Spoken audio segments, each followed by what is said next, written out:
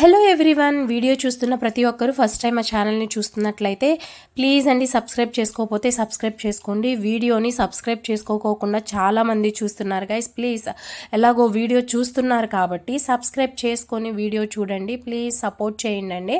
అలాగే వీడియో పూర్తిగా చూసిన తర్వాత మీ ఒపీనియన్ ఏంటి అనేది కామెంట్ చేసి అలాగే ఒక లైక్ ఇచ్చేసేయండి ప్లీజ్ అండి.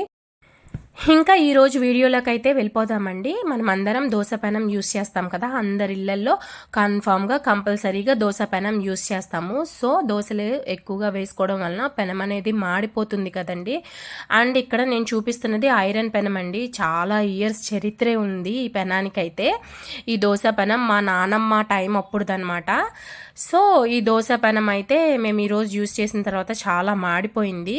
సో ఈ దోశ పెనంని మనం నీట్గా ఎలా క్లీన్ చేసుకోవచ్చు, సోప్తో వాష్ చేసినా కానీ పోదండి. ఇక్కడ చూడండి, మా అమ్మ సోప్తో అయితే ముందు క్లీన్ చేసింది, సోప్తో అలాగే కొంచెం బూడిదతో కూడా క్లీన్ చేసింది అనమాట. అయినా కానీ పోలేదు. మీరు చూడండి, మీరు చూసినట్లయితే మీకు కనిపిస్తుంది.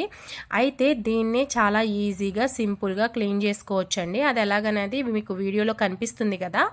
సో మన ఇంట్లో లెమన్స్ ఉంటే కనుక ఆల్రెడీ యూస్ చేసిన లెమన్సేనండి, ఫ్రెష్ లెమన్స్ ఏం కాదు.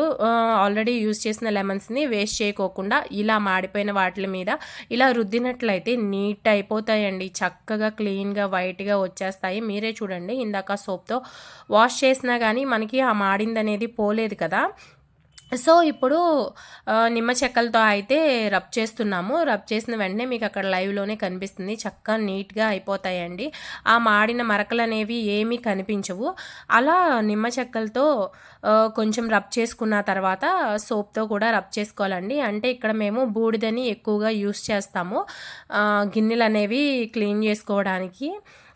మీలో ఇంకా ఎంతమంది బూడిద అనే దాన్ని యూస్ చేస్తున్నారో కామెంట్ చేయండి గాయస్. ఈ రోజుల్లో కూడా మేమైతే కంపల్సరీ బూడిద అండ్ సోప్ రెండు కలిపి గిన్నెలు అయితే వాష్ చేసుకుంటాము.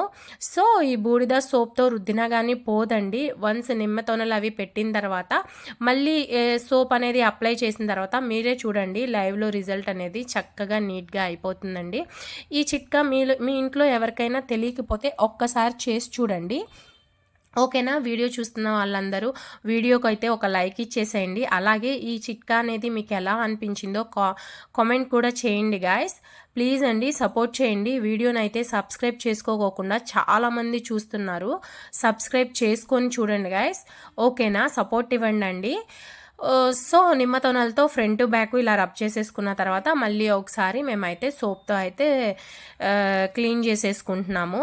సో అలా క్లీన్ చేసుకున్న తర్వాత ఫస్ట్లో మీరు వీడియో స్టార్టింగ్లో చూశారు కదా, సోప్తో అండ్ బూడితో యూజ్ చేసిన తర్వాత క్లీన్ చేసిన తర్వాత కూడా ఎటువంటి చేంజ్ అనేది ఉండదు. వన్స్ ఇప్పుడు నిమ్మతోనలతో క్లీన్ చేసిన తర్వాత అయితే మీరు రిజల్ట్ అయితే చూడండి, నిజంగా చాలా బాగుంటుందండి, క్లీన్గా ఉంటుంది. కాకపోతే ఇది ఐరన్ది కాబట్టి, ఐరన్ పెనం కాబట్టి మనం క్లీన్ చేసుకున్న తర్వాత కూడా కొంచెం ఆయిల్ అనేది అప్లై చేసేయాలండి. దానికి ఆయిల్ అనేది రాసేసి సో పక్కన పెట్టేసుకుంటే తుప్పు అలా పట్టకోకుండా నీట్గా ఉంటుంది. ఈసారి దోశలు వేసుకున్నప్పుడు కూడా మంచిగా వస్తాయన్నమాట. అది ఇదిగోండి, చూసారు కదా. ఇందాకైతే మనం ఫస్ట్లో సోప్తో క్లీన్ చేసినప్పుడు ఇలా క్లీన్గా అయితే లేదు, మాడిపోయిన మరకలు అయితే అలాగే ఉన్నాయి. ఇప్పుడైతే నిమ్మతోనలతో క్లీన్ చేసుకున్న తర్వాత కలర్ చూసారా ఎలా చేంజ్ అయిందో. మా అమ్మకైతే సాటిస్ఫాక్షన్ అవ్వలేదండి, అక్కడ కొంచెం మరకుందంట, దాన్ని కూడా క్లీన్ చేయాలని చెప్పి మళ్ళీ నిమ్మతోనలతో అయితే పెడుతుంది. వీడియో కనుక మీకు నచ్చితే ప్లీజ్ గాయ్స్ ఒక లైక్ ఇచ్చేసి కామెంట్ చేయండి. అలాగే మీరు సబ్స్క్రైబ్ చేసుకోకపోతే సబ్స్క్రైబ్ చేసుకోండి. మీలో ఇంతకు ముందే ఈ చిట్కా ఎంతమందికి తెలుసో, వీడియో చూస్తున్న వాళ్ళు ఎంతమందికి తెలుసో కామెంట్ చేయండి గాయ్స్. అలాగే నేను చెప్పిన ఈ చిట్కా మీకు ఎలా అనిపించిందో కామెంట్ చేసేయండి, ఓకేనా. వీడియో నచ్చితే కనుక ఒక లైక్ ఇచ్చేసేసేయండి. సో అదనమాట, ఫైనల్గా చూడండి రిజల్ట్ అయితే ఎంత నీట్గా ఉందో. ఇందాకైతే ఫస్ట్ వీడియోలో స్టార్టింగ్లో చూసినట్లయితే మాడిపోయిన మరకలు ఉంటుంది కదా, ఫైనల్ రిజల్ట్ అయితే ఇది. Bye guys.